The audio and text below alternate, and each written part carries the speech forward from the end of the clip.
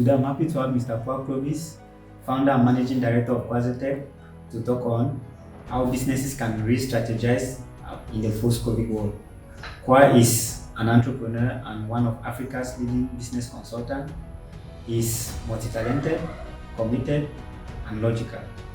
It's a pleasure to have you here, Kwa. Thank you. For me, it's a pleasure to be on the show today to discuss on a trending topic like this. In the past, companies used to believe on the concept of business survival. That is, if a company get good market share, acquire a good customer base, and distribute their products physically, have physical presence in the market, it will be more successful.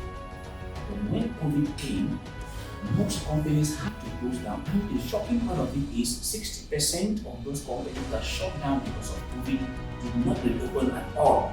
And even the few that reopened are still facing a lot of problems and they are shutting down.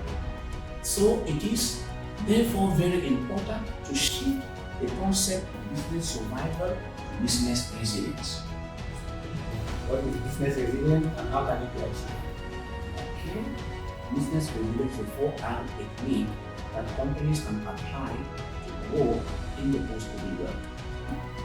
So how does this work? How does the 4R strategy work? The 4R stands for rebuilding, rethinking, recovering, and reformulating.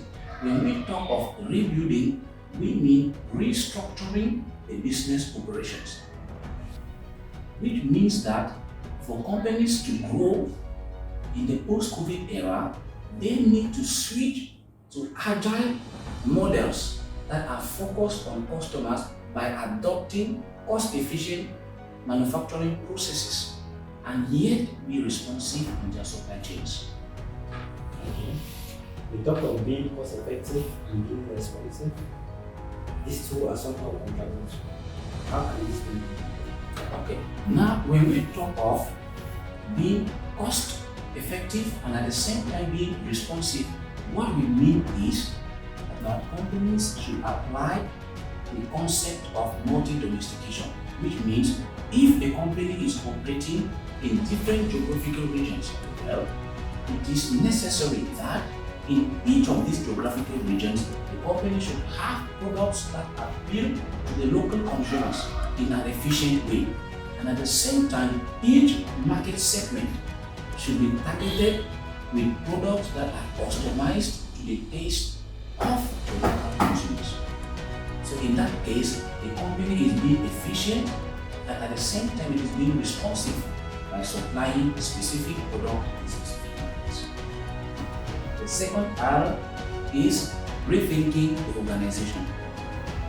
According to the PwC CEO panel of June 2020, 78% of CEOs declared that virtualization of jobs is becoming a new normal.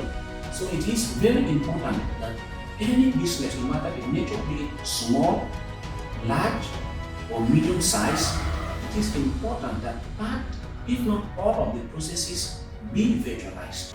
The third R, which is recovering revenue. There are three ways in which any business can recover revenue in a depressional state that we are facing today in the world. Firstly, we can achieve it by implementing production shift. Production shift simply means in a company, if we had maybe 2 shifts a day, we can increase that to 3, 4 shifts a day since most of our processes are virtualized. It is possible to achieve this. Secondly, we can use up spare resources of the company.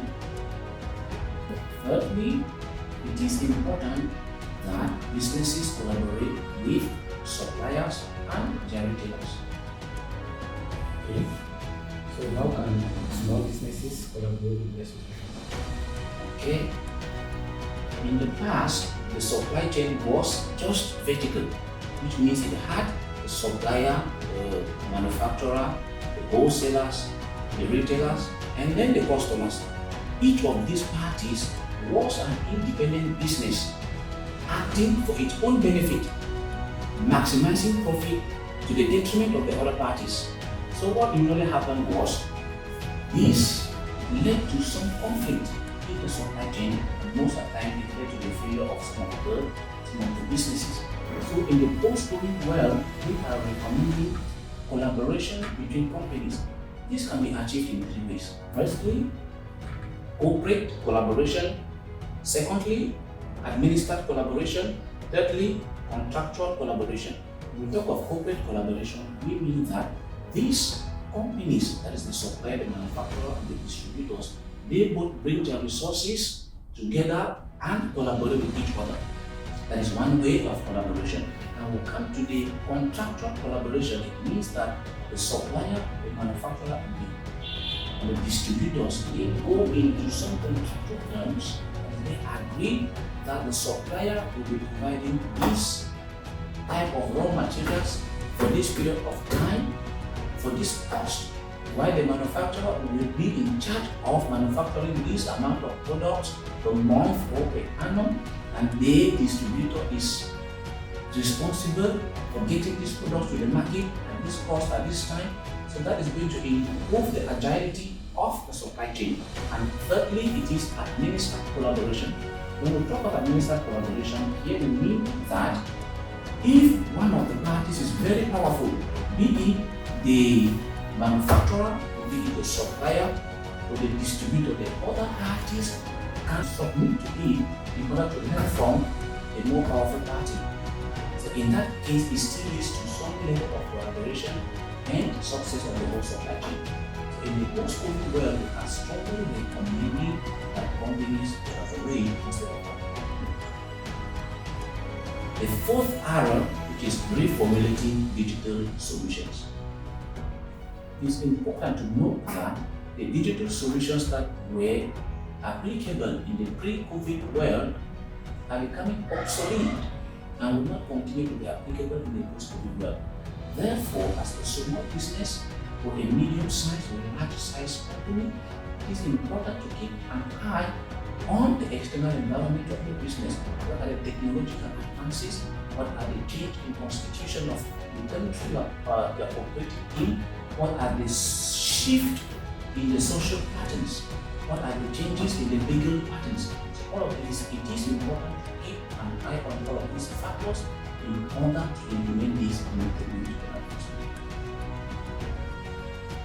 Okay, thank you for being our friends today. It's a pleasure. We hope to see you. It's a pleasure. Yeah.